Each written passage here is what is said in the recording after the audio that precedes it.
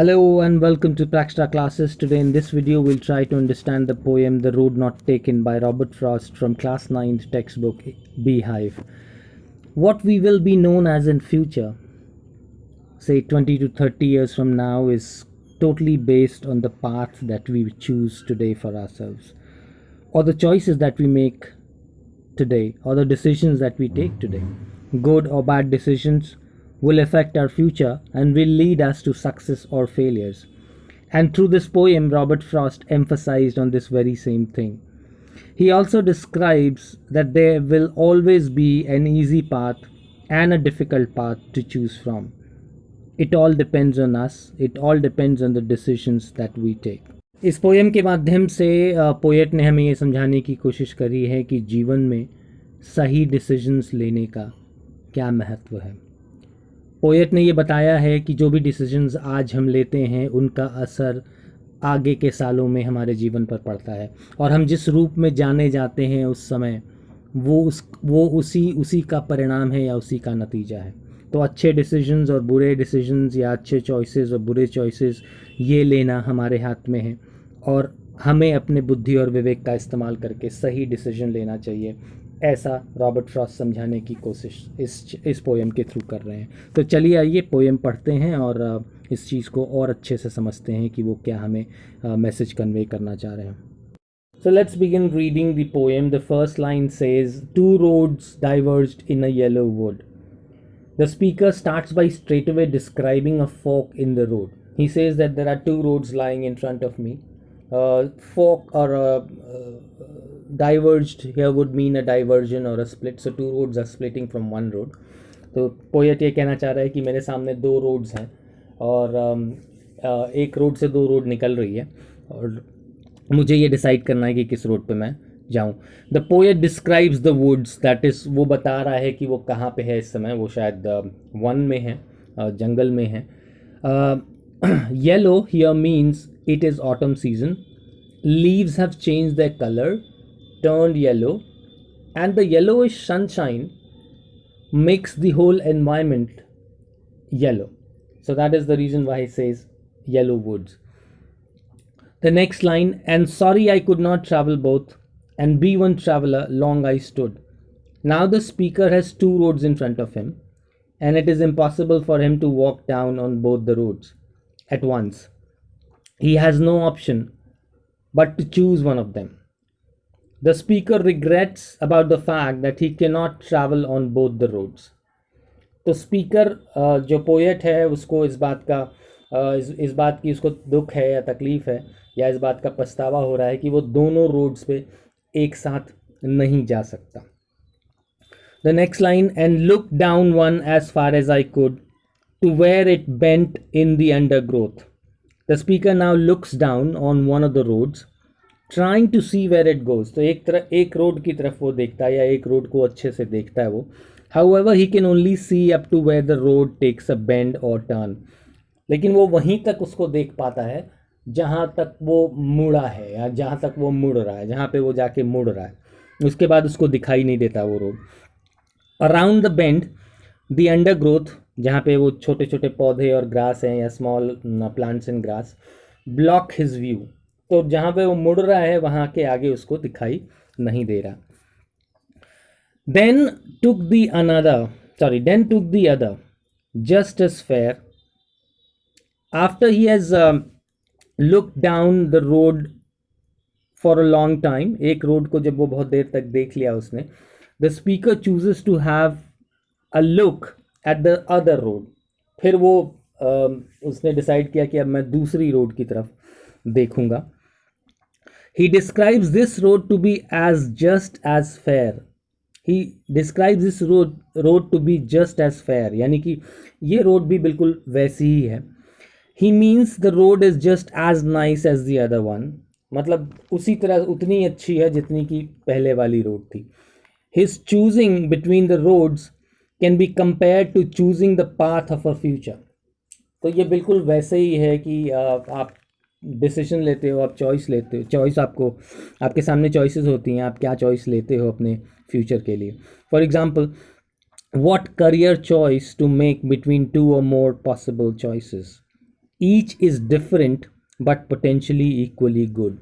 तो वो यही कहना चाह रहे हैं कि हमारे सामने अक्सर जीवन में दो राहें आती हैं, उन दो राहों में से हमें एक राह को चुनना होता है, और दोनों ही राह अच्छे हैं, और दोनों ही राह किसी न किसी नतीजे या किसी न किसी परिणाम पे आपको ले जाएंगे।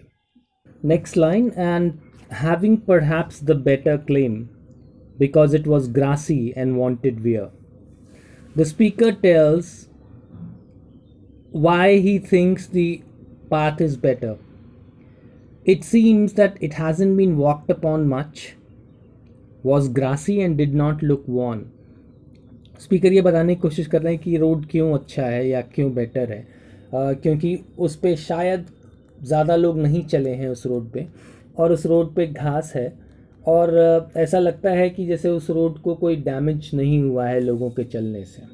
वांटेड वर्ड का यही मतलब है यहाँ पे। Wanted means here lacked, as it was lacking wear, यानी उसको जो डैमेज होना चाहिए था लोगों के चलने से वो नहीं हुआ था, तो वो रोड पे ये डैमेज होना चाहिए था, यानी इट वाज लैकिंग वेयर, और वो चाह रहा था कि लोग उस पर चलें और उसको भी वही उसी टाइप का वेयर मिले। Now the next line, though as for that the passing there had worn them really about the same. As for that से यहाँ मतलब है उस दूसरे रोड का या other path. The passing there again means the same thing, दूसरे road की बात हो रही है। The speaker says that the people passing on the other path may have worn it down just as much as the path he had taken.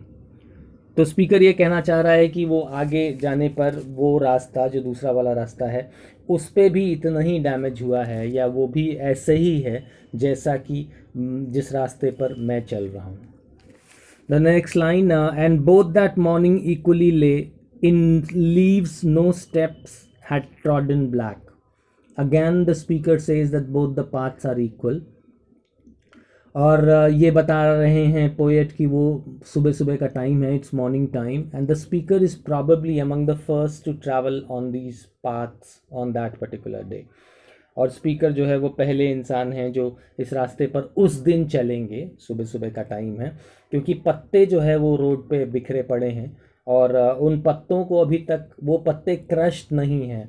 जब सड़कों पे पत्ते पड़े होते हैं, आप उस पर चलते हैं तो वो पत्ते टूट जाते हैं। So these paths are covered with fallen leaves which haven't been turned black by steps crushing them. तो लोगों के चलने से जो पत्ते टूट जाते हैं वो अभी क्रश नहीं हुए थे, तो ऐसा लग रहा था कि वो पहले व्यक्ति हैं जो इस रोड पे उस दिन चलेंगे। Oh, I kept the first for another day. और फिर स्पीकर ने बोला कि मैंने जो पहला वाला रास्ता है जिसको मैंने नहीं चूज़ किया उसको मैंने दूसरे दिन के लिए रख दिया कि मैं इस रोड पे बाद में आकर के फिर वापस चलूँगा। The speaker says that he decided to keep the other road for some other day. Now this is exactly how people deal with difficult situations or difficult choices. They always say that we can always come back and try the other option later. ऐसा हम सबके साथ होता है। Yet knowing how way leads on to way, I doubted if I should ever come back. The speaker agrees or says that his hopes to come back and try the other path seems doubtful. यानी मुझे इस बात में शक है कि मैं दोबारा वापस आकर के इस दूसरे रास्ते पर या इस दूसरे रास्ते का इस्तेमाल करूँगा। He says how way leads on to way, how one road can lead to another and then to another, and finally one ends up very far from where he started या where one started. तो वो यही कह रहे हैं कि एक रास्ता दूसरी रास्ते की ओर ले जाता है, और उस रास्ते से फिर हम किसी और रास्ते पे जाते हैं, तो ये बहुत मुश्किल है, और फिर हम कहाँ पहुँच जाएंगे हमें नहीं पता होता है। तो ये बहुत मुश्किल है कि हम वहीं पे वापस आए दोबारा जहाँ से हमने शुरुआत की थी।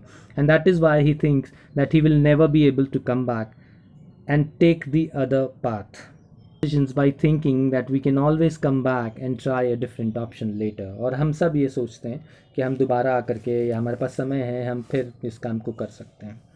But sometimes our decisions take us to another decisions and further still other decisions. तो वापस आना नामुमकिन हो जाता है। And it is impossible for us to come back at the original starting point. Now I shall be telling this with a shy, somewhere ages and ages hence. Now poet takes us in the future. हमें आगे ले जाते हैं poet और वो बोलते हैं somewhere down the line in the later years, the poet says that he will be telling about this decision many years later. He'll be telling it with a sigh, यानी एक गहरी सांस लेते हुए वो ये बोलेंगे या ये बताएंगे. Which is interesting in this poem because sighs can be happy, sad, or merely reflective. And we don't know what kind of sigh this is. तो हमें नहीं पता कि ये किस तरह की गहरी सांस उन्होंने ली है, दुख वाली या खुशी वाली.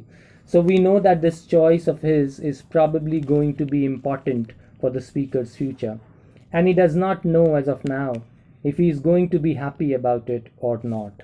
तो अभी पोएट को ये पता नहीं है कि जो डिसीजन वो ले रहा है वो उसके लिए फ़ायदेमंद होगी या लाभकारी होगी या लाभकारी नहीं होगी.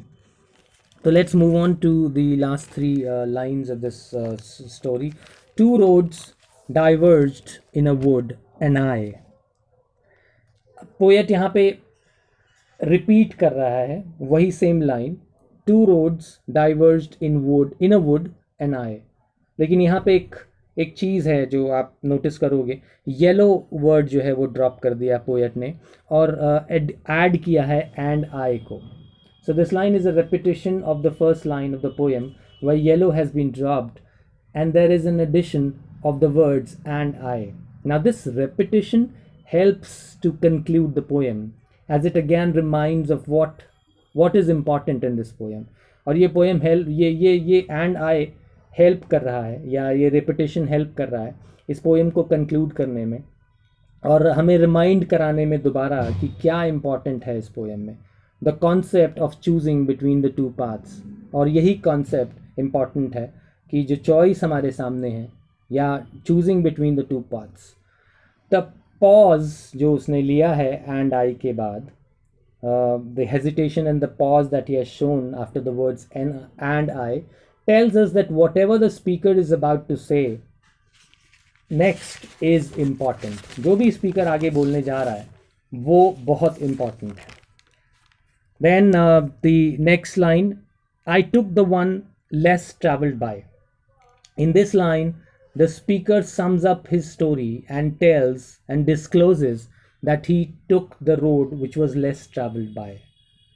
And with the pause or hesitation in the line before the words and I, this disclosure of the road he used could either be triumphant or regretful. या तो ये डिसीजन उसको जीत की तरफ ले गया, विक्ट्री की तरफ ले गया अपने जीवन में, या फिर वो रिग्रेटफुल डिसीजन हो गया, यानी ऐसा डिसीजन जिस पे उसको बाद में पछताना पड़ेगा या पछताया या पछताना या वो पछता रहा था. तो ये वो नहीं जानता उस समय. तो इसीलिए ये बड़ा इम्पॉर्टेंट हो जाता है. ये लाइन बहुत इंपॉर्टेंट हो जाती है इस पोएम के लिए. The two roads diverged in a wood, यानी हमेशा हमारे सामने चॉइसेस होती हैं, हमें सही चॉइस लेनी पड़ती है. And that has made all the difference. That is the last line of the poem in which he emphasises on the fact that it was that decision he took has made all the difference. This can be interpreted both positively and negatively. ये हमारे ऊपर है हम क्या result derive करें इससे, कि वो सक्सेसफुल हुआ या वो फेलियर हुआ. लेकिन जो कुछ भी हुआ वो उसी डिसीजन की वजह से हुआ. What is more important is that the good or the bad result whichever he received or whichever he got is because or was because of one life decision that he took. So that was the end of the explanation of this poem, The Road Not Taken by Robert Frost. And thank you for watching, thank you for joining in, and please do not forget to like, subscribe and share our videos. Thank you once again.